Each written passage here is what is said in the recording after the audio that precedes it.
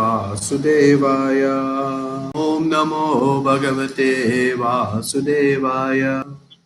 Om Namo Bhagavate Vasudevaya. Narayanam Namaskritta Naram Chaiva Narottamam Devim Saraswatim Vyasam Tato Jayamudiriye Nastaprayeshu Bhadradeshtu Nityam Bhagavata Sevaya Bhagavati Utama Shloke Bhakti Bhavati Naishtiki. Hare Krishna. So, beg the blessings of all the assembled Vaishnavas and Vaishnavis so that we may have a nice discussion today on this most glorious Srimad Bhagavatam, the ripened fruit of all Vedic knowledge. So today I've been asked to speak on Canto 4, Chapter 24, verse number 55. And the title of the chapter is Chanting the Song Sung by Lord Shiva. So text number 55. Tam duraradya maradya satam api durapaya ekanta bhaktya kovanchet padamulam vinabahi. Tam, unto you, duraradya, very difficult to worship, aradya, having worship, satam api, even for the most exalted persons, durapaya, very difficult to attain, ekanta, pure, bhaktya, by devotional service, ka, who is that man, vanchet, should desire, padamulam, lotus feet, vina, without, bahi, outsiders. Translation and purport by His Divine Grace, A.C. Bhaktivedanta Swami Srila Prabhupada. Srila Prabhupada ki. My dear Lord, pure devotional service is even difficult for liberated persons to discharge, but devotional service alone can satisfy you. Who will take other processes of self-realization if he is actually serious about the perfection of life? Purport.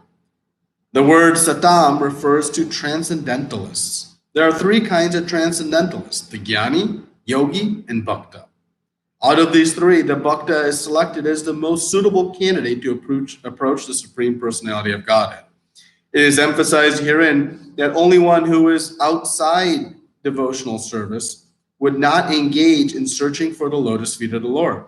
Foolish people sometimes maintain that God may be attained in any way, either by karma yoga, jnana yoga, dhyana yoga, etc.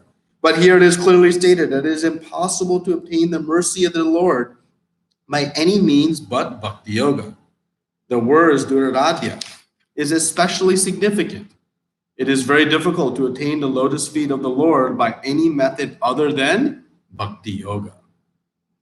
Om jnana timirandasya jnananjana shalakaya chakshuru militam yena tasmai shri gurave namaha Shri Chaitanya manobishtam stapitam yena bhutale swayam rupa kadamayam dadati swapadantikam Vandeyam Shri Guru Shri Uta Padakamalam Shri Gurun Vaishnavanscha Shri Rupam Sagrajatam Sagana Raghunatam Vitam Tam Sajivam Sadvaitam Savadutam Parijana Saitam Krishna Chaitanya Devam Shri Radha Krishna Padan Sagana Lalita Shri Vishakam Vitamscha Hey Krishna Karuna Sindhu Dinabandhu Jagatpate Gopesha Gopika Kanta Radha Kanta Namostute Tapta Kanchana Gaurangi Radhe Vrindavaneshwari Vrishabhanu Sute Devi Pranamami Hari Priye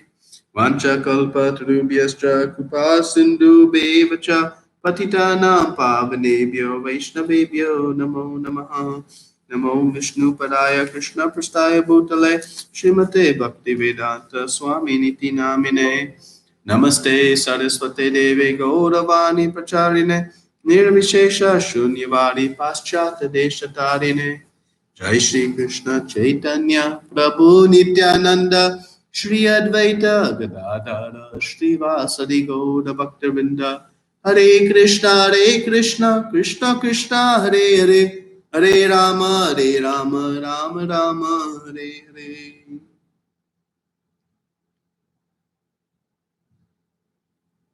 Hare Krishna, everyone.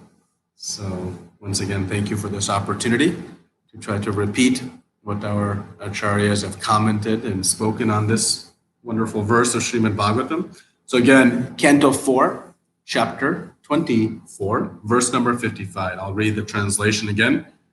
My dear Lord, pure devotional service is even difficult for liberated persons to discharge, but devotional service alone can satisfy you. Who will take to other processes of self-realization if he is actually serious about the perfection of life? So we are in this very beautiful and instructive pastimes of Lord Shiva meeting the Prachetas, who are on their way to perform some very intense austerity. They are going to submerge themselves underwater for 10,000 years and perform great austerity. And so by their determination and great surrender to the Lord, they have had the great fortune of meeting Lord Shiva. And here, Lord Shiva is continuing his glorification of the Supreme Lord. And in just the prior few verses, after describing the beautiful form of the Lord, Lord Shiva has now been speaking about the glories of bhakti. And here in this verse, Lord Shiva is making a statement and a question: who will take to other processes of self-realization if he is actually serious about the perfections of life? So he's asking a question in a statement. It's a rhetorical question. Who would, in some ways you can say, who would even think about doing anything else but devotional service if one really wants perfection? And the question we ask is, who doesn't want perfection of life? We all want it. We are looking for the perfect happiness and perfect peace. And certainly in today's, tumultuous situation, this is being challenged to a great extent by the afflictions on the bodies by this, illness and this virus that is spreading. But the perfection of life is not achieved by, a fit body. The perfection of life is achieved by awakening the eternal relationship of the spirit soul with the Supreme Lord, this process of devotional service. And so Lord Shiva is giving us a very nice set of statements in this section. And so here he makes the statement, though, that it is difficult to perform pure devotional service, even for someone who is liberated. But this is the only means to achieve the Lord. So now we seem to be possibly in this stuck scenario. It's difficult, but it's the only means, and it's the means of perfection. So does that mean then that this process of perfection is very, unattainable for us? Well, by the extraordinary mercy of Lord Krishna, he appeared in this world as in the mood of a devotee. And then as Chaitanya Mahaprabhu, he gave us the very simple yet highly effective process to achieve this greatest perfection of life. Yes, though it is difficult, he made it accessible to all of us. And by the mercy of Srila Prabhupada, fulfilling the order of his spiritual master, who was fulfilling the desire of his father, who was fulfilling the desire of Chaitanya Mahaprabhu, has made this process slowly becoming available in every town and village, as Krishna himself, as Chaitanya Mahaprabhu, proclaimed that this process, though so difficult for even liberated persons, was going to make available in every town and village of the world. So we are very, very fortunate to have this opportunity to have appeared in this age of Kali, just shortly after the appearance of Chaitanya Mahaprabhu, who has made this very difficult process extraordinarily accessible to us. what more fortune we could have, what other era we could actually desire to even appear in. It's so fortunate. So now we can try to take advantage of this great fortune. So in this verse, Srila Prabhupada in the purport is referencing the three kinds of transcendentalists. So I thought we could discuss three topics today. We'll describe these three transcendentalists, the Jnani, the Yogi, and the Bhakta, and what each does, and then establish by some very simple logic how Bhakti is the only way to please Krishna. Of course, Krishna says it and establishes it, but we'll see also by some basic logic. And then we'll discuss this rarity and the difficulty of pure devotional service, why Rupa Goswami explains it as Sudarlabha. Right? So why it's very rare. And then finally, just by drawing upon some pastimes and some illustrations, we'll see the supremacy of bhakti over these other processes. So we'll discuss it logically from Shastra, and then also shown in very practical and real examples of how bhakti is so far superior. And hopefully will convince all of us that we are on the right path in practicing devotional service. Because as Srila Prabhupada references now in the purport, there are three kinds of transcendentalists: the yogi, the jnani, and the bhakta. And so many paths. So Lord Shiva is telling us which one we should follow very clearly. But some may argue, as Srila Prabhupada says, that you can approach Krishna through any path. Oh, you are a karma yogi. Oh, I'm a jnani yogi. Yeah, we're going to the same place. As if there are two, multiple roads to drive from, Detroit to Chicago. As if they'll all take you to Chicago. Some will argue or suggest that, you can take this path, the karma yoga path, the jnana yoga path, the dhyana yoga path. We're all going to the same place. Well, Srila Prabhupada is establishing that it is not in fact the case. Because these different yoga systems, they are sequential paths. They are not different paths. They ultimately are taking one to the same place by a sequential progress, from karma yoga to jnana yoga to ashtanga yoga to buddhi yoga, ultimately to bhakti yoga. So when we think about sequential or progressive paths, then it means that at each step, one is achieving something more than what is from the prior step. Just like as we progress in school from second grade to third grade, that progression is based on something that we have acquired. So in describing the yoga ladder in the Bhagavad Gita, Krishna is explaining that as one progresses in these stages of yoga, one increases two things. First, their purification of the material desires. And two, their knowledge. So whoever is at the top rung of this ladder has the most knowledge and the most purity, by definition. And then whoever may be one rung below has a little bit less knowledge and purification, and a little bit lower, and so on and so forth. Okay? So the progress in these different steps is based on having knowledge and purification. So we can establish then that Krishna says in the Bhagavad Gita, Yoginam api sarvesha madgate nantaratmana shraddhavan bhajate yoman same yuktamumataha.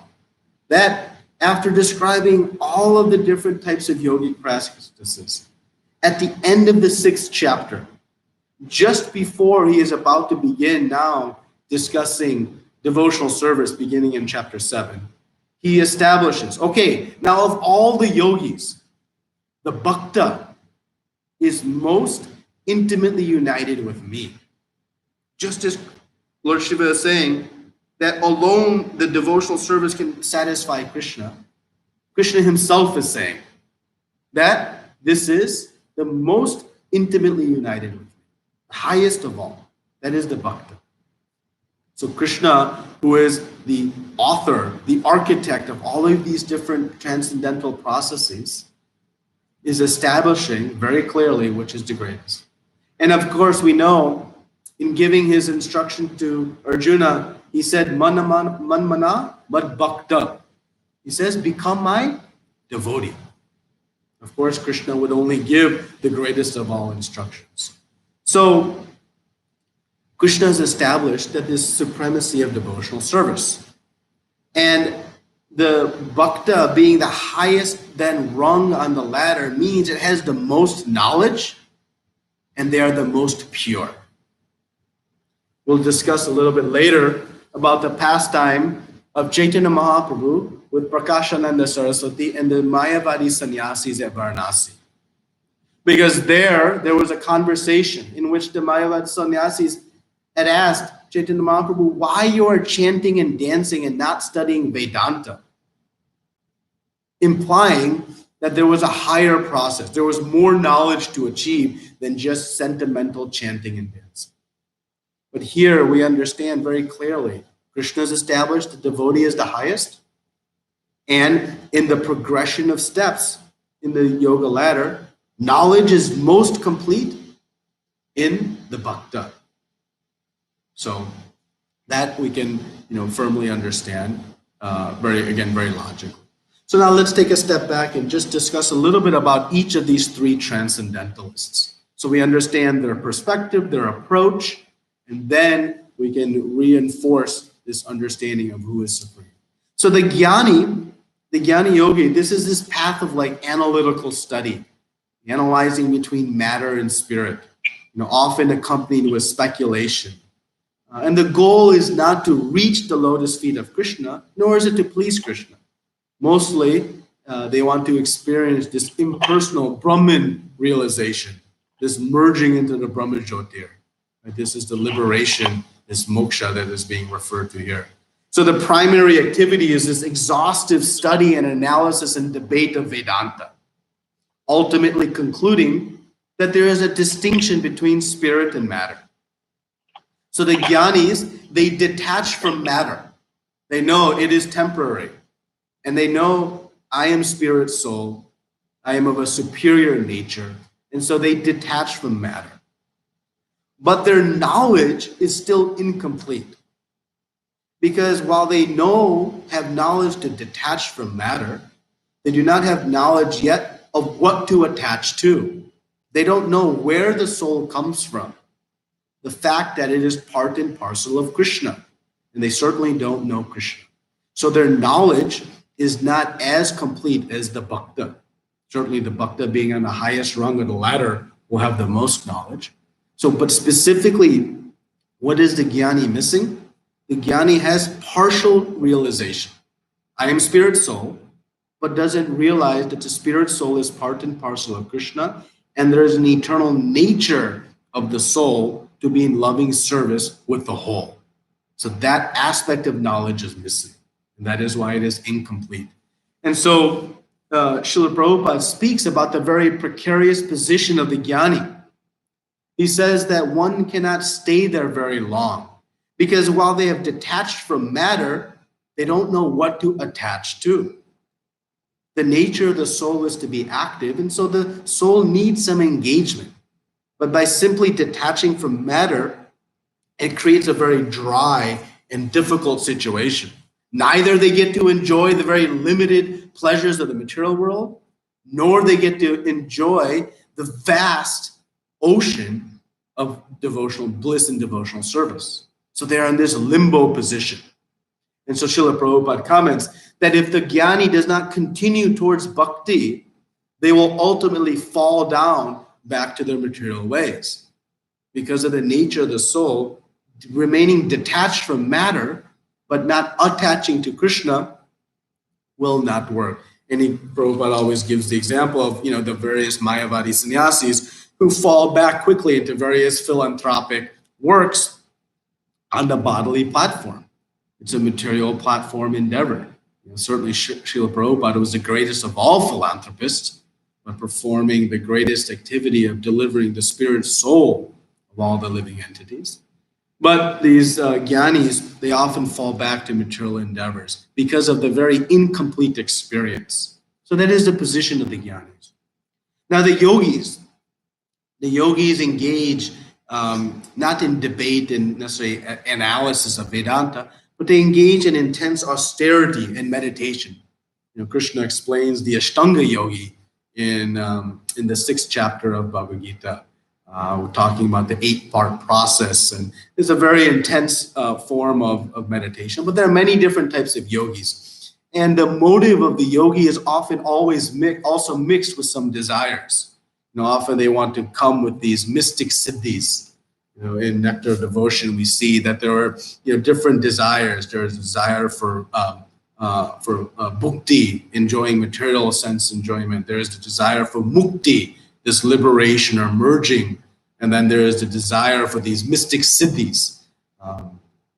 And so these mystic siddhis are often the goal of the yogis, and there are these 8-fold mystic siddhis. There's the anima siddhi, to become very small, the lagima siddhi, to become very light, soft like a feather, prapti siddhi and mahima siddhi. All these different siddhis are there, 8 different types, and they allow one to display great power and ability to potentially satisfy their various material desires.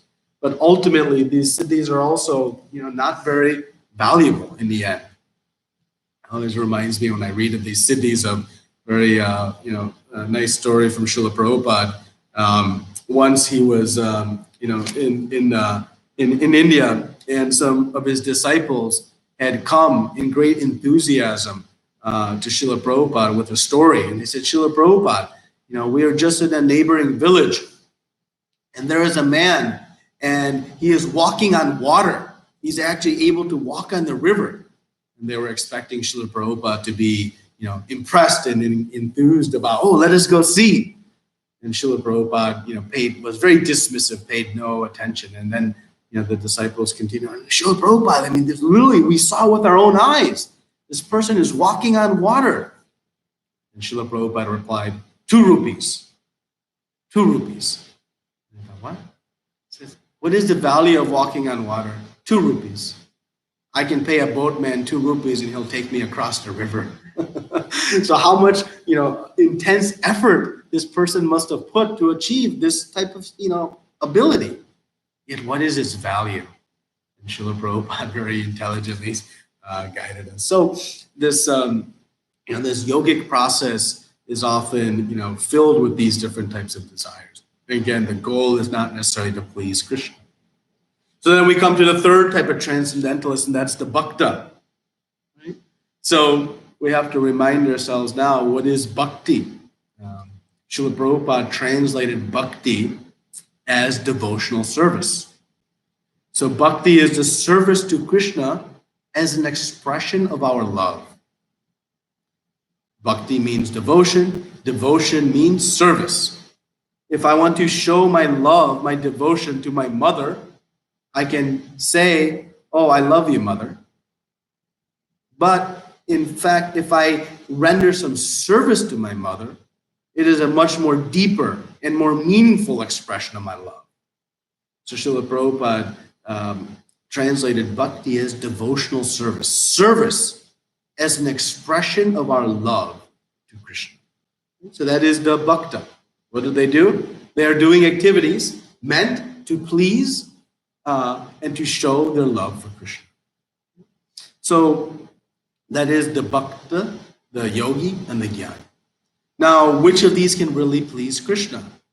Of course, Krishna has already established in the Bhagavad Gita that this is the most intimately united with me, most pleasing to me.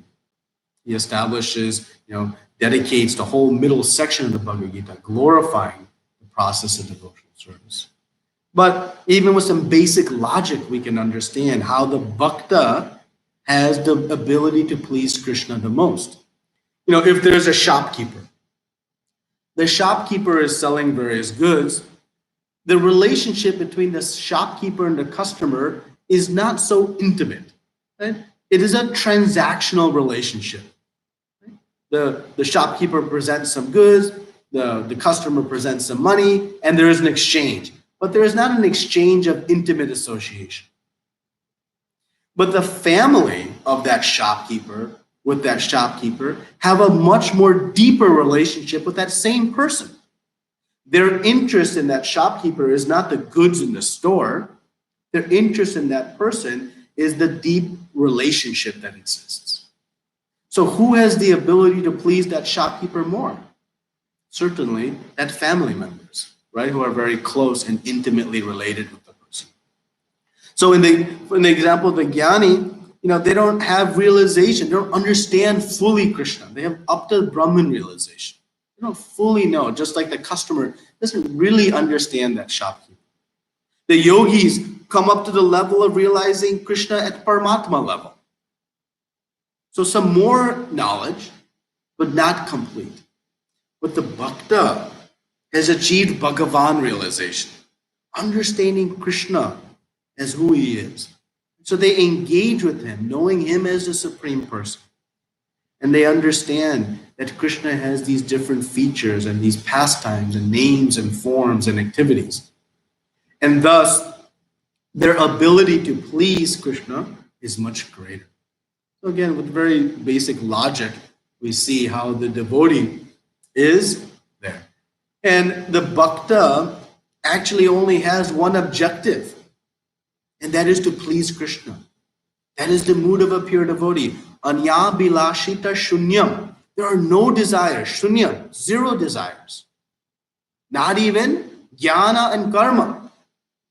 Not even knowledge, this monistic philosophy, or the fruitive activities. No desires. What is their desire? Anukulena Krishna Anushilanam. To please Krishna in a very favorable mood, constantly. So the whole goal and the whole objective, the mission of the devotee is to please Krishna. Yes, they have detached from matter like the jnanis, but they have attached to Krishna in the mood of service. And that is very, very pleasing to Krishna. It's a very, very sweet path. And thus Lord Shiva is saying that only the devotee can really please Krishna. Because Krishna has everything. So what is it that we can really offer to him? The only thing we can really offer to him is our love. That is what he is anxious for.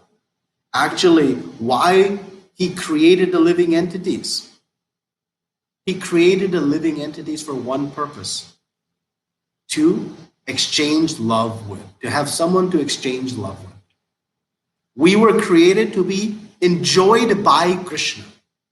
That is the only purpose of our existence. Now, in our materially contaminated mind, that is a very difficult statement to digest. But for the devotee who has understood this, that my only purpose is to be enjoyed by Krishna. My mission is to please the senses of Krishna. When one surrenders himself to the Supreme Lord in such a way, they actually enjoy more than Krishna himself. And that is why Krishna himself came to experience the mood of a devotee. Because the bliss experienced by the devotee was so far superior than what Krishna could understand, that he wanted to experience it himself. So this is, the logic. And that's why Krishna says, Patram pushpam phalam toyam. He says, offer me a leaf, fruit, flower, or water. But twice, he says, Yome bhaktya parayachati. You must offer it with love, bhakta. So what Krishna enjoys in the rice, dal, chapati, sabji that we offer is not the wheat and flour and ghee and vegetables and salt and turmeric. It is the love. That is the only ingredient Krishna tastes in our offerings. No other ingredient. Because everything else he has. He has so many transcendental cooks for him. What we can really offer in comparison to what he can eat in the spiritual world. But what we can offer that Krishna really longs for, that he is anxious to have, that is our love. That is the ingredient that Krishna is very thirsty for. Just like if you have a very rich man, what you can offer that person? Very difficult to please. But if you offer friendship to that rich man, they become very pleased. The relationship, that deep rasa, is what is pleasing. So Krishna, yes, he has everything. He is Atma Rama, self-satisfied. But still he longs for one thing, and that is love from the living entities. And that love is expressed in the bhakti. So the devotee is clearly the highest of all, and the only path of perfection, as Lord Shiva is explaining here. Because in this path, one actually has the objective to love Krishna. In all the other paths, there is some other motive, some other desire, and incomplete knowledge. But the devotee, the bhakta, has full knowledge of who am I, and who is Krishna, and what is my relationship. Three things. Who am I, who is Krishna, and what is my relationship. The jnani has partial. The yogi has a little bit more. But the bhakta, complete. And thus, out of greatness and kindness, Lord Shiva is making this known to us. Now, even the mood of service has gradations. Within pure devotional service, there is different levels. Right? And the level of selflessness and the intensity determines even the higher realms of devotional service. Right? When we read Damodar Astaka, Satyavata Muni is saying and praying that I don't want my love weakened by awe and reverence. This desiring, this love that exists in Vrindavan, knowing that it is the most pleasing to Krishna. Why the devotee desires to serve Krishna in Vrindavan, Goloka Vrindavan? Not because they want to enjoy in Vrindavan, but because they know that that mood, that rasa that Krishna experiences in Vrindavan is most pleasing to him. So the devotee desires to serve Krishna in that way. Not, oh, I want to enjoy the pleasure groves of Sri Vrindavan Dham. No, but because it has the opportunity to please Krishna the most, they want to go. And Queen Rukmini, was understood this firsthand.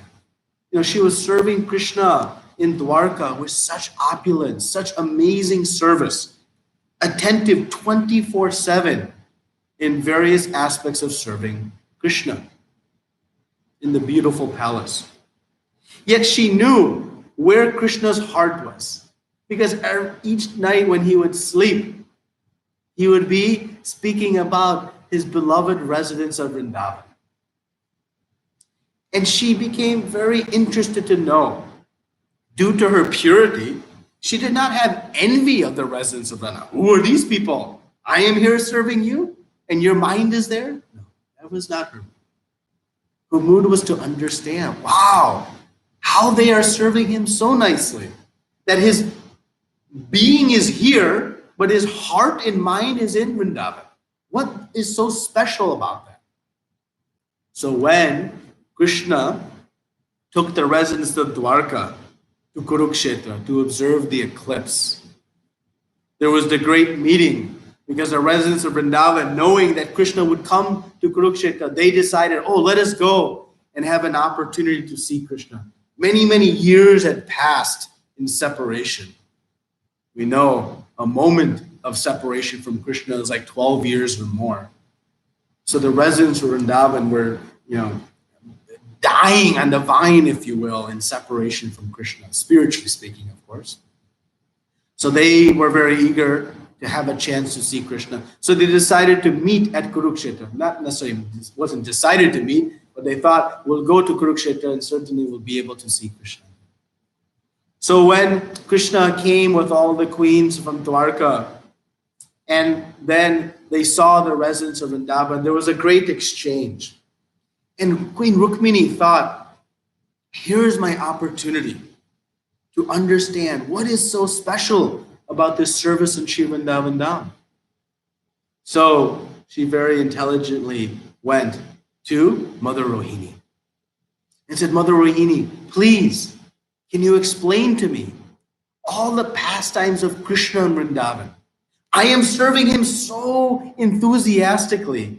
But rest assured, he is really in Vrindavan, though he is physically in Dwarka. That is where his mind and heart goes.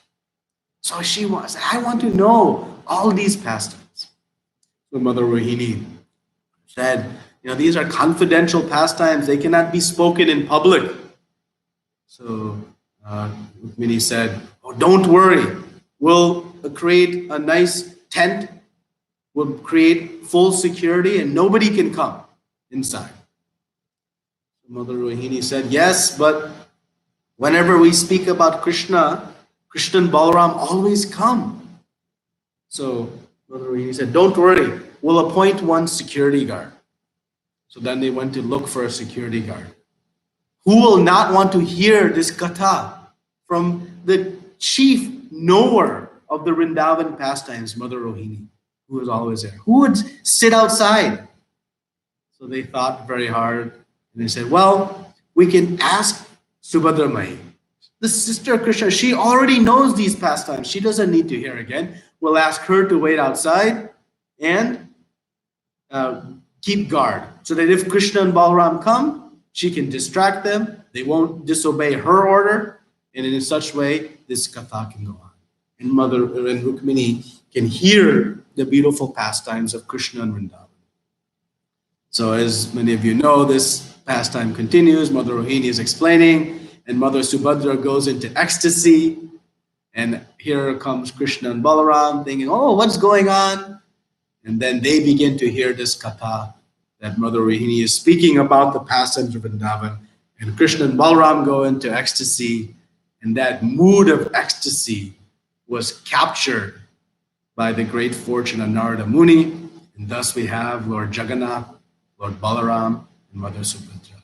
That image of how they felt when they were hearing Mother Rohini speak to the queens of Dwarka about their pastimes in Vrindavan. That highest moment of ecstasy, that is Lord Jagannath, Lord Balaram, with the big eyes, big smile, limbs retracted within. And so we see how supremely pleasing the pastimes are, that Krishna, just hearing about his own pastimes, he went into ecstasy. So we have great guidance that this process of devotional service is so pleasing to the Lord that it even puts the Lord into ecstasy just hearing about them. So from so many angles, we can understand how superior and supreme this process of devotional service is. Now, why is it so rare? And if it's so pleasing to Krishna, why is it so rare? Well, Rupa Goswami explains in the Nectar of Devotion that this bhava bhakti, this devotional service in ecstasy, this sudarlabha. He says, Kleshagni Subhada Moksha Lagrutaka Sudarlabha Sandhanana Visheshatma Shri Krishna Karshini Chasa. He says this is sudarlabha. It is rarely achieved. That is one of the characteristics of bhava bhakti. So why is it rare? Two reasons. The first reason it is rare is that one cannot get bhava bhakti on their own. No matter how much one endeavors on their own, one cannot acquire it. This love of Krishna, it is descending, it is bestowed upon. And how is it bestowed upon? By the mercy of Krishna. Nothing we can do upwards to obtain it. It simply can descend to us by the mercy of Krishna. And Chaitanya Mahaprabhu explains in Chaitanya Charitamrita that by the mercy of the spiritual master, who is a pure devotee, and by the mercy of Krishna, one can achieve the platform of devotional service. There is no other way. That's from 19th chapter, verse 151 of Madhya Lila. He says, there is no other way. It is by the mercy of Guru and by the mercy of Krishna one can get devotional service. So it is rare, first, because we cannot get it on our own. So then the second question, the second reason is, then why is that mercy to get this highest pure love so rare? Krishna does not give out pure bhakti very easily. He is reluctant to give it out because of Sri Krishna Karshani. that the pure devotee's love is so strong, it has the ability to control Krishna. Krishna becomes overwhelmed by the love of his pure devotees that he gives himself up. So just like ourselves, we would not let anybody, control us unless we had full faith and confidence in the motive of that person. Would you let anybody tie your hands? Only if you had full faith that there were no ulterior motives, that they had our interest at heart. Then you would let. So Krishna, in the progress of devotional service, he will test us with so many benedictions. He will give opulent liberation.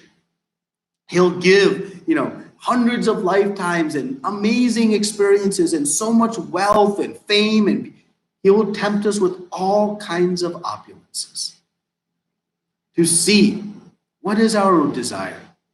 Are we approaching Krishna out of pure selfless love, or with some other ulterior motive? But if we truly have this desire simply to please Krishna, and it is intense, it is lolium, there must be a greed for it, an intense hankering, then and then Krishna will give it. Once he has full faith and confidence that our only desire is to please Krishna. Because he knows once he gives and bestows his pure bhakti, Krishna fully surrenders himself to his devotee. So because of this, yes, it is rare. But Jiva Goswami says that actually don't be discouraged. If we practice the process of devotional service as Chaitanya Mahaprabhu instructed to Rupa Goswami, if we practice it with this sense of sincerity and enthusiasm and strong hankering, then it can be achieved. It is rare, but very achievable. And if we don't experience it right away, Jiva Goswami says, just increase our hearing and our chanting.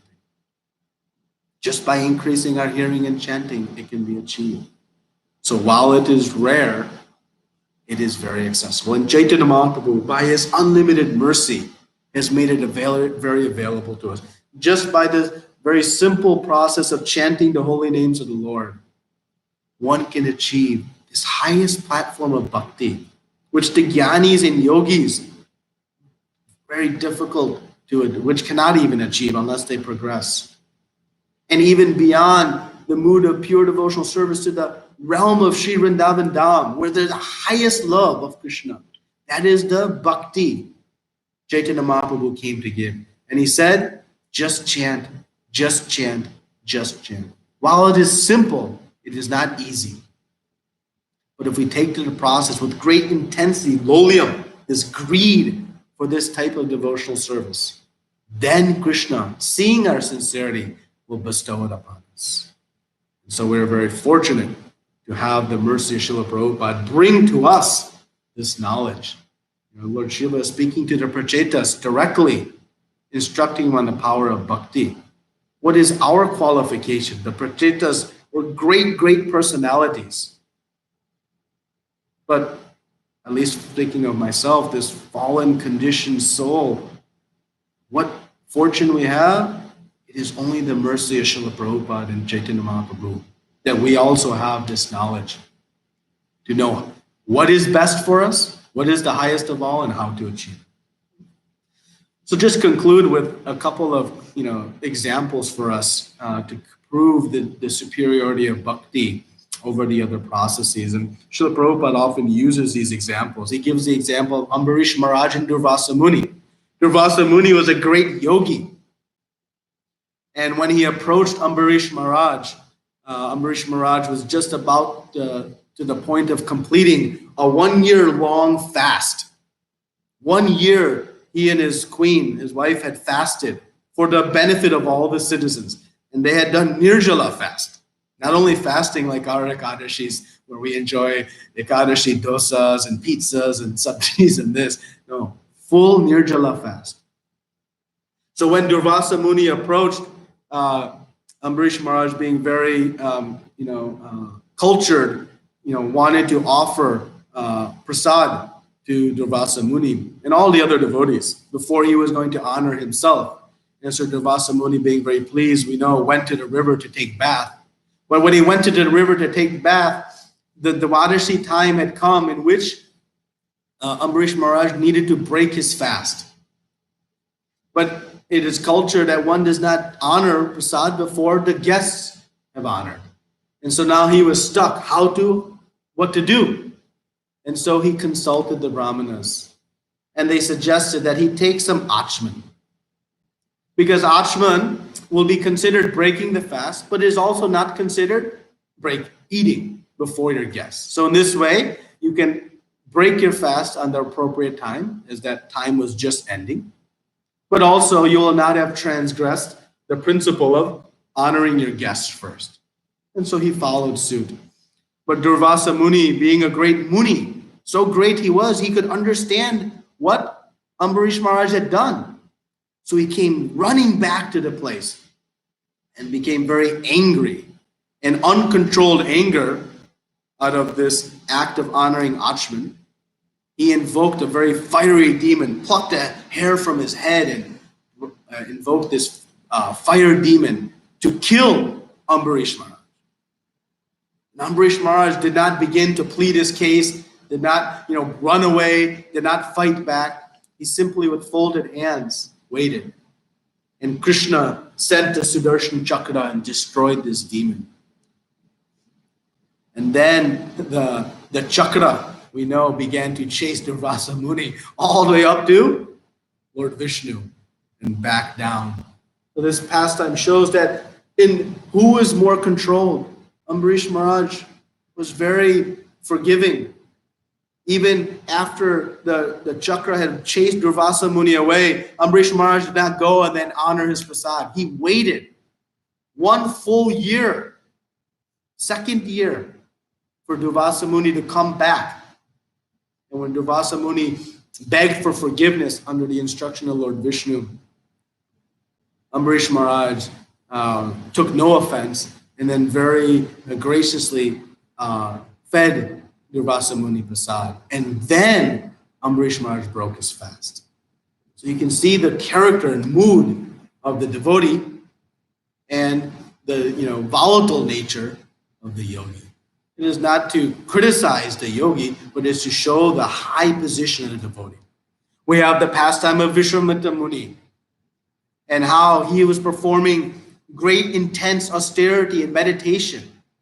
And Lord Indra, being very envious of the power he might achieve, sent Menaka to disturb his meditation. And just by hearing the ankle bells of Menaka, Vishwamitra Muni's whole austerity was broken. Not even seeing, but just hearing the ankle bells. His intense, how strong was Vishwamitra Muni in his he could submerge himself in ice for up to 6 months. It's a very powerful Muni, yogi. Yet, when it came to the very beautiful Menaka, just hearing the sweet ankle bells, his meditation was broke. And of course, one beautiful daughter was born from that relationship, Shakuntala, and that pastime continues. Now we compare that to Haridas Thakur. Haridas Thakur, a great devotee, Namacharya. When Maya Devi herself came to Haridas Thakur's cave near Shantipur, personification of Maya herself tried to tempt Haridas Thakur 3 consecutive nights. But ultimately, she herself became initiated in chanting of the holy names. This pastime of Haridas Thakur being tempted, it happens actually in 2 different instances. Similar pastime, one in Benapole by the prostitute sent by Ramachandra Khan. And again, Maya Devi herself came when Haridas Thakur was residing in a cave near Advaitacharya. So we see that his bhakti was not disturbed in the slightest, even in the visual sight of the personification of illusion, the most beautiful Maya Devi. Still, his mind was fixed in devotional service. So we see the supremacy. The sages in the Dandakaranya forest, when they met Lord Ramchandra, what was the sages' desire? To become gopis in Vrindavan. And Lord Ramchandra fulfilled their desire. And in their next birth, when Krishna appeared in Vrindavan, all these sages appeared in the wombs of the elderly gopis and became gopis within Vrindavan. We see this explained in Nectar of Devotion in Srimad Bhagavatam. So even the sages wanted to become devotees of Vrindavan. And finally, we see the pastime of Chaitanya Mahaprabhu delivering the sannyasis at Varanasi. Chaitanya Mahaprabhu, when he reached Banaras, Varanasi, he was instructing Sanatan Goswami on the intricacies of devotional service. And there, Chandrasekhar Tapan Mishra became very sad and lamenting that the Mayavadi sannyasis were criticizing Chaitanya Mahaprabhu, and they could not tolerate that. They were ready to give up their lives. That is the mood of a devotee. They cannot bear the insult to them. But when Chaitanya Mahaprabhu heard, he simply smiled. The devotee is not, hurt at all by their own insult. But Chaitanya Mahaprabhu was requested by one Brahmana to take prasad with all the other sannyasis of Banaras at his home. And so Chaitanya Mahaprabhu, being very kind, decided to honor that request. And he goes to this home of this Brahmana. And there, when he reached the home of the Brahman, all the Mayavadi sannyasis were seated already. Chaitanya Mahaprabhu entered the room and he washed his feet. And then he took a very humble position. He first offered his obeisances to all the sannyasis, considering himself to be lower. And then he sat down in that same place where he washed his feet, considered an unclean place. But then he did one very spectacular thing.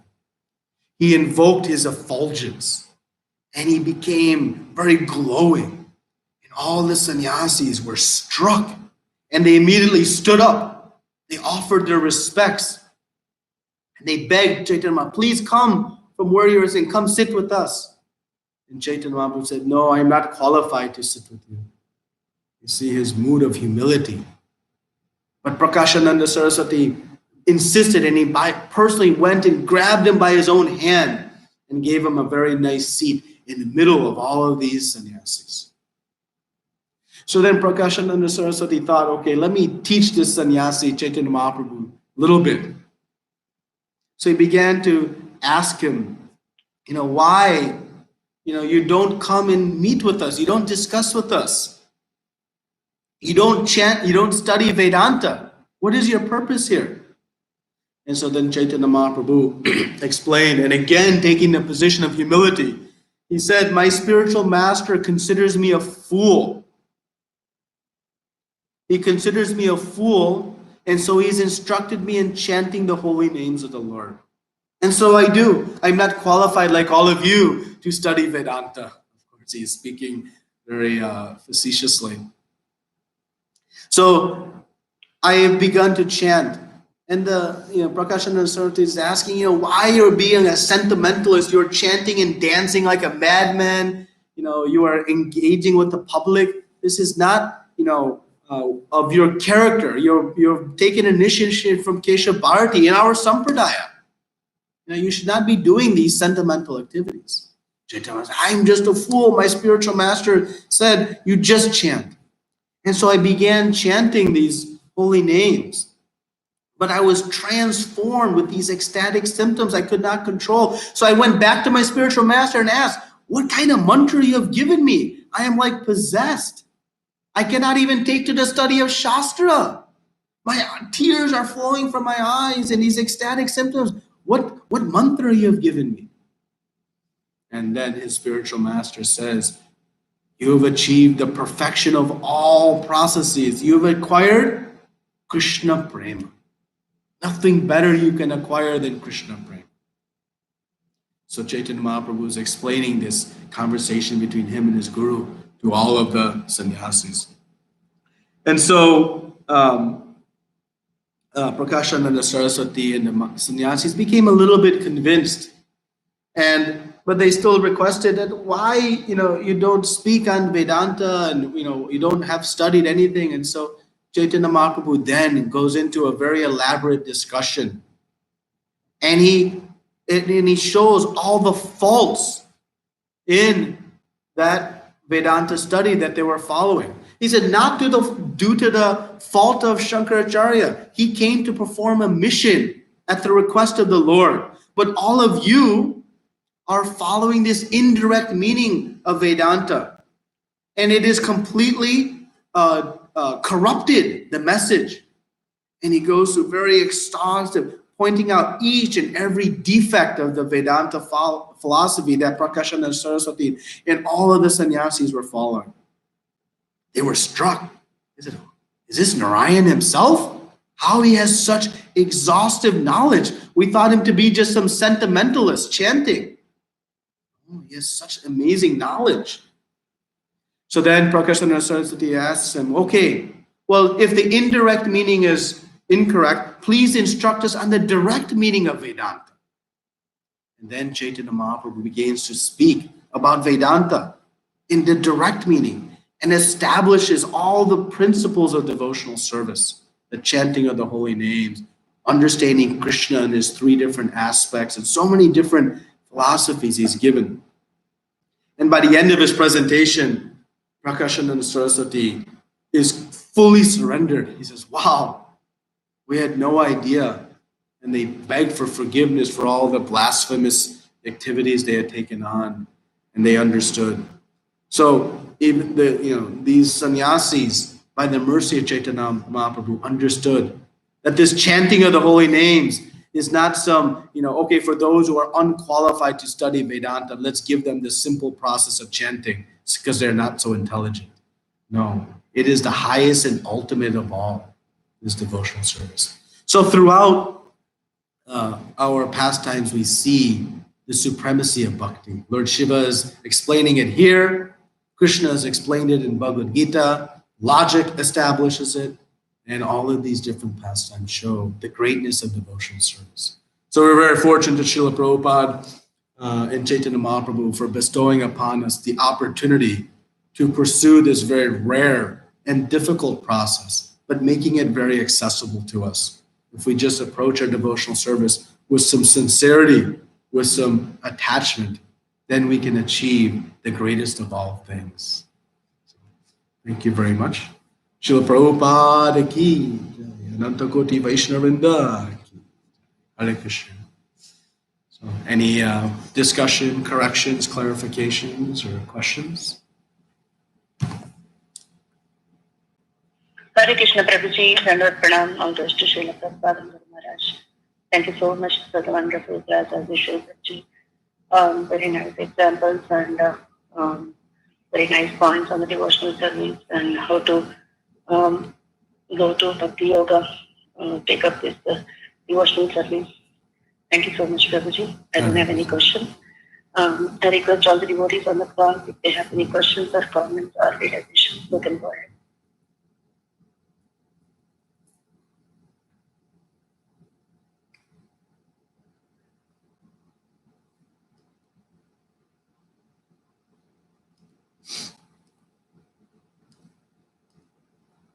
Yeah, Hare Krishna, Prabhuji, thank you for a wonderful class. So, Prabhu, you very beautifully explained about the difference between a yogi and a bhakti by giving Maharaj Amrish example. So, Prabhu, I was thinking about the mood of Maharaj Amrish, like when there's this fiery demon came, and without defending himself, he completely surrendered to the Lord. And so, Prabhu, in this material world, like a situation like this, suppose this virus thing, so how to develop that mood? Because when we hear these news, thing, and people are talking about all this, it's just become like that mood is very difficult, because surrendering completely means like losing and just let it pass or what? Like, I just wanted to know your ideas about that. Yeah, so obviously we're confronted with a very, dangerous situation today with this virus that is spreading. And so we must approach this situation with kind of two tracks of thought. One, we should be very cautious and careful and heed to all the recommendations that are being made and be very cautious and aware of the situation. But we should not be fearful as well. So one should be fearless in the process, but not foolish. Foolish meaning just go, okay, Krishna will protect me, I can do whatever I want. No, that is unnecessarily burdening the Supreme Lord. So we should approach the situation with the appropriate level of caution. Again, appropriate level. Hiding ourselves in a plastic bubble out of fear of this virus is not the appropriate level of caution. But roaming the streets and engaging in all kinds of activity with everybody is also not the appropriate level of lack of caution. So we should follow, the principles that are, being explained to us. But at all times, we should remain fully confident of the protection of Krishna. Krishna, throughout Srimad Bhagavatam, shows how he is always protecting his devotees. Prahlad Maharaj, how he protected his devotees. Dhruva Maharaj, how he protected his devotees. Ambarish Maharaj, over and over and over again. The cowherd boys in Vrindavan, how many demons came? And Krishna was always protecting. The residents of Vrindavan by lifting Govardhan Hill. How many proofs do we need before we'll have faith? Krishna will protect us. So yes, we must do our part. We must do our reasonable situation. But then we should have full comfort. So we can have confidence and faith in Krishna. But don't be foolish and think, oh, Krishna will protect me. I can do whatever I want. Yeah, the residents of Vrindavan can do that. When Aghasura, giant mouth, was opened in the forest, the cowherd boys thought, oh, looks like a big snake, or maybe it's a cave. Oh, well, let us go in anyways. Krishna will protect us. Now, that was on a very transcendental mood, right? So our approach here in this current situation should be that, yes, we take the necessary precautions, but we have faith in the protection of Krishna. Where else can we put our faith? Are we going to put our faith in our isolation? Are we going to put our faith in some medicines? All of that is fallible. The only infallible place to put our faith and protection is Krishna. So, and we see, how Prahlad Maharaj, in the midst of far, far worse and more dangerous atrocities, was fully calm. It's just a 5-year-old boy. Then what are we doing as adults? Panicking, right? So how they achieved that? It was by devotional service. So yes, our mind will become disturbed. Yes, we'll become fearful. But take shelter of the holy names. And again, know that Krishna is there to protect us, but we also have to do our part. The body is an important vehicle to serving Krishna, so we want to maintain it and preserve it so that it can continue to render service to Krishna, not so that I can continue to enjoy my senses. So we take the appropriate precautions and ultimately rely on Krishna. So there is no greater shelter. And these are opportunities, these are times, these are blessings of Krishna to test our faith, to test our knowledge, I am not this body, to inspire us to take more sincerely to the surrendering to Krishna. We should see this as a great opportunity to increase our surrender to the Supreme Lord. It is the greatest of all blessings. If all of us can increase our surrender to the Lord, then we'll be very thankful for this opportunity. So there's a lot that can be said about this, but I'll stop there. Hare Krishna. Yeah, thank you, Prabhu. Very nice. Yeah. Hare Krishna. Oh, Hare Hare Krishna Prabhuji, Vandavat Brahman, thank you for the beautiful class, Prabhu. So here when we were extending to Prabhu's question, when you say Krishna will protect us, does it mean that the devotees will not get affected or will not die, or does it mean that Krishna will, even after death, even if coronavirus take our life, so Krishna will protect us even after this life? Would you please explain on that, Prabhu? So, what do we want Krishna to protect? We want Krishna, we pray to Nrsimhadev, not to protect our body, to protect our bhakti. We pray to Krishna, please keep me in your devotional service. The only fear a devotee has is that he may somehow forget Krishna and stop rendering service to him. So Krishna will protect our bhakti. And in protecting our bhakti, sometimes the body needs to go. Okay, Krishna will protect our bhakti. That is what Krishna will protect. So how that happens, he has the supreme plan. He knows best. Just like father sometimes gives punishment to child. But that punishment is meant to inspire good behavior for the child's benefit. Sometimes father has to restrict certain activities for the betterment of that child. Right? So the devotee sees that yes, when difficulty comes, it is also Krishna's greatest blessing to protect me in my path of devotional service.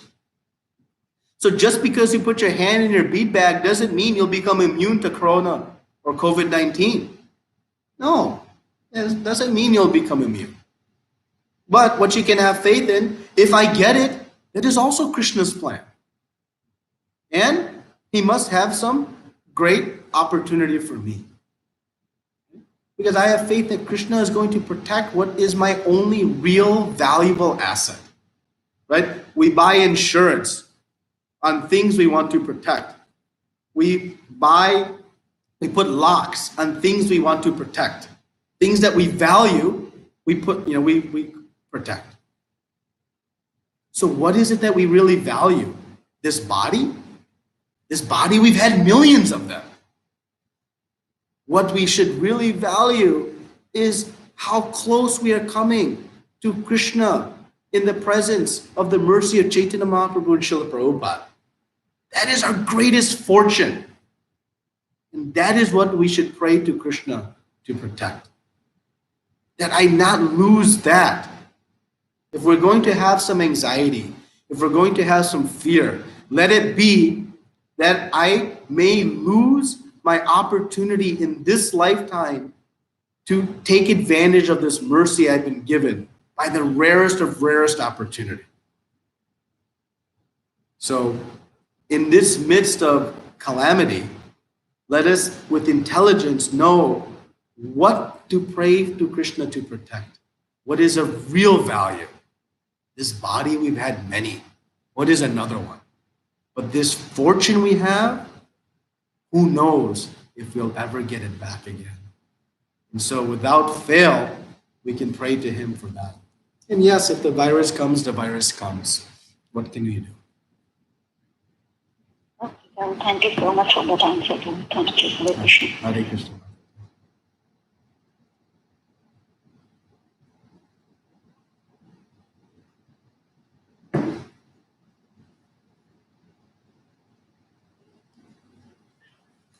Hare Krishna Prabhuji, thank you so much. Wonderful lecture, Prabhuji. Thank you so much. So basically, during these times, everything is being put to test in a way. So that's what I think. We can take that and more spiritually be endeavors to towards following this bhakti path. Yeah, the tests are great opportunities to assess, where am I? It's not to, highlight, oh my God, I'm so far. No, it's just a good opportunity to assess, where am I? Okay, I have some progress to go. Yeah, you know what, I'm not so convinced. I don't have strong. Okay, no problem. Let me continue on this path. Let me, increase my chanting, increase the sincerity of my service. So these tests are opportunities for us to evaluate, where I am, and take it as such and say, okay, let me move forward from here. Let me keep taking a few steps forward. We should become, demotivated. Oh my God, I'm a total mess. I've lost. No, that's okay. Right? That may be our state. So, okay, let me come a little bit closer. We're not going to, Prahlad Maharaj is one of the 12 Mahajans. So we have some work to do. Okay, but by this test, we see, but when times are good, we don't know really where we stand. We don't know where we really stand. That's why failure is the pillar for success.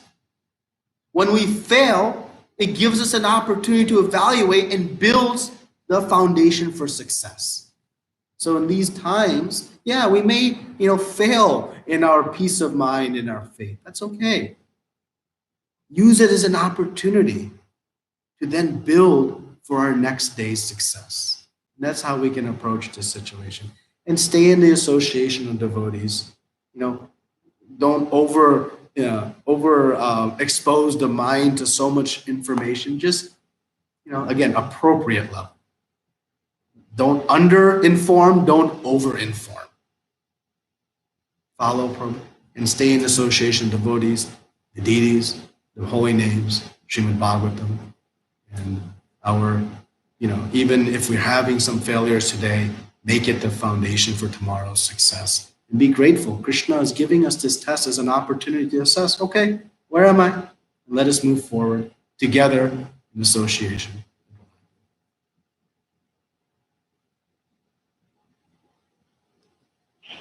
Thank you for all your guidance. Thank you, Hare Krishna. Hare Krishna. So Prabhu, we have to keep that faith that even if I lose this body, then in next birth again I will resume my devotional service, because it's very difficult, to have that faith, oh yeah, in next birth also again I will be a human being and then resume my, as Krishna said in Bhagavad Gita also. He says there is no loss or diminution in this endeavor. He says very clearly in the 8th chapter, what happens if you don't complete your process here? You have an opportunity to be born in a Brahminical family or an aristocratic family. So he gives the examples. But at the end of everything, he says, Ma suchaha, do not fear. Just surrender to Krishna. He'll take care of everything. But yes, whatever we do in bhakti, it is eternally our account. There is no loss or diminution, he says. It's eternally ours. But Prabhupada said, you can finish your business in this lifetime. No need to think about next life. Just take to the process, follow his teachings. And in this lifetime, he has given the guarantee. He even said, I have the backdoor entry. What more mercy do we need? He'll get us in the back door if we don't qualify for the front door. Just follow his instructions, chant your rounds nicely, read his books, render service in his temples, associate with his devotees. That's it.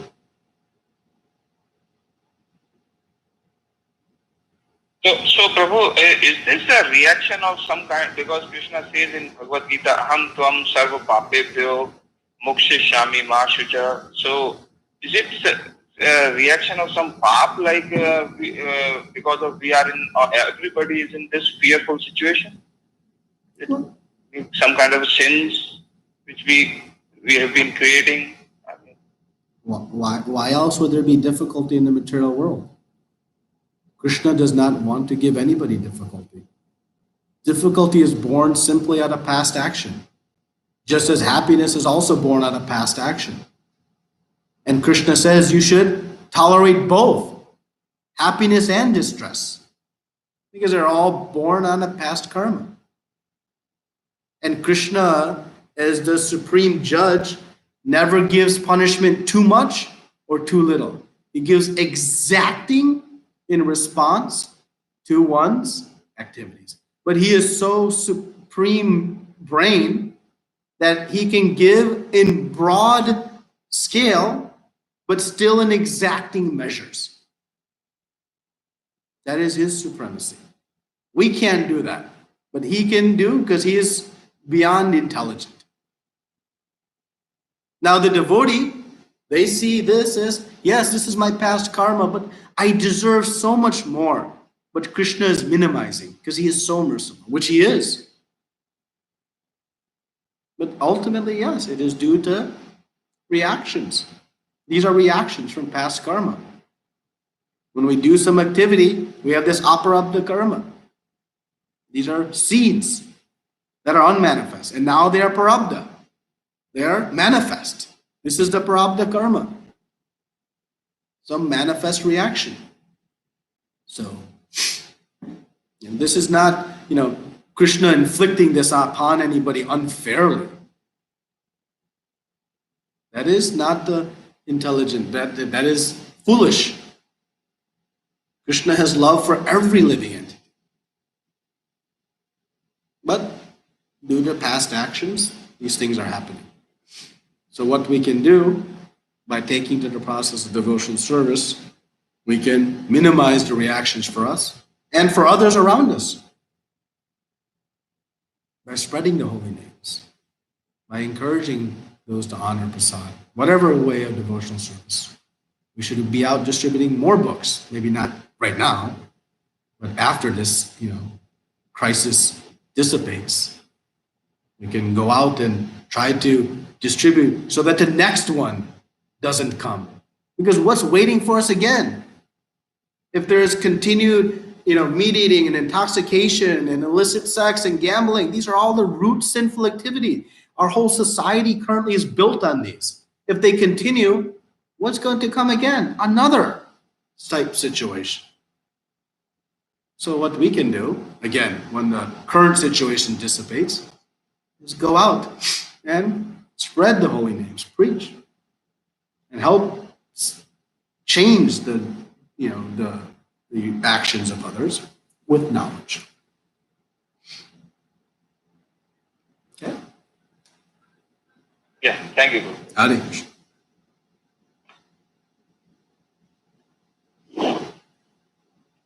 Hare Krishna Prabhuji, Danvat Pranam, all glories to Srila Prabhupada and Guru Maharaj. I have a question. So, we say the general public is advised to stay at home and be safe. But what about the healthcare workers who are not necessarily able to do this? They have to go to the battlefield, to the forefront. I hear cases of, even in Italy and China and everywhere, the doctors, so many of them affected, so many dying even now. I'm hearing, some ER doctors who contracted and are dying. So, people, they know that they're going to work, knowing that they will probably contract the virus. They're isolating themselves from their families, staying just in their clinic environment so that they're not exposed to their families. What is your opinion on that, the spiritual take on this? Yes, there's others that, if people could be good, yes, there's others that or, we may think, yes, we're having accidents, but someone still the spiritual perspective or healthcare workers. Your question hits home very deeply for me personally because I am in the dental business. I own with my partner Benny dental clinics, and so I have this very difficult situation to face myself, which is to engage our dentists in the continuation of providing services or not. And if we don't serve the patients now, they will end up in the emergency room and they will flood the emergency room when there is needed capacity for taking care of the virus. And so we have this very difficult and very troubling, dynamic, which is if we see the patients in our offices, we can keep them out of the emergency room. and free up those, beds and opportunities for handling this virus. So what to do? It is a dilemma. And so, like any dilemma, we approach that with, a spiritual foundation, and we apply our intelligence and do the best we can, taking the necessary precautions. We have studied this in great detail over the last few weeks, and have been, understanding what to do to allow that service to society to continue, and trying not to put, our healthcare professionals in harm's way, but understanding, just like a firefighter who goes to fight a fire, they're putting themselves in harm's way. They're well trained and well practiced to be able to try to minimize that danger and risk. But at the end of the day, by the nature of that profession, they're putting themselves in harm's way. And so, that is an opportunity and an activity of service. And, the devotees who are rendering that service, we have to have faith that, again, Krishna has a plan. The devotees who are these healthcare workers, they are also using the means of their existence in service of Krishna. And so that activity is also a form of devotional service. And ultimately, they'll be protected. Again, the body may not be, the body may perish, but their devotional life will be protected. And, again, with intelligence, one has to think how to present this in a way that can minimize the disruption to those who are, doing a great service to society by caring for those who have contracted the virus. It's a difficult situation, but one, we approach through Shastra. It gives great clarity and confidence. In the midst of these are difficult dilemmas, but Arjuna was in a difficult dilemma, and it was solved. It was addressed with confidence by Krishna's instructions. So that is what I can offer. But that question hits home very deeply. Hare Krishna.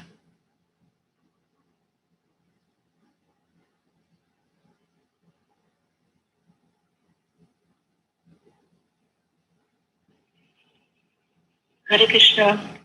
If anybody has any more questions, Prabhuji.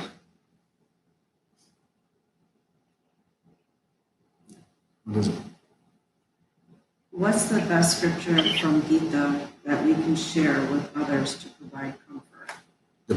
What's the best scripture from Gita? Yeah, but I didn't maybe. What's the best scripture? The Bhagavad Gita it's amazing. You can read virtually any verse in Bhagavad Gita, and there's a direct application to today's situation. Over the last few weeks, I've been, discussing various verses in sequence, prearranged sequences, and they all have such amazing practical instructions. So the Bhagavad Gita is just full of practical instructions about this. And one of my favorite verses right now in Bhagavad Gita is 529, the peace formula, where Krishna says, Surdam Sarva Bhutanam. He is our ever well-wisher. Just knowing that, one can achieve peace. So just take shelter of the holy names and Srimad Bhagavatam, Bhagavad Gita, and all will be good.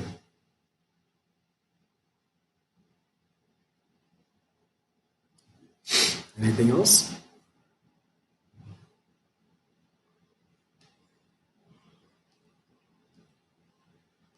It's quite late. Thank you once again, Prabhuji. Thank you so much for the enlightenment class, Prabhuji. If there are no more questions, we can go ahead with our Navatin Mandal Parikrama. First of all, let's pay obeisance to Prabhuji. Thank you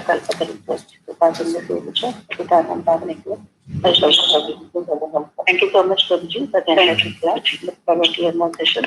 Hare Krishna. Thank you. Hare Krishna, Mamta Mataji. Yeah, Hare Krishna Mataji. I hand over to Srila Prabhupada. Thank you, Mataji. Maybe we can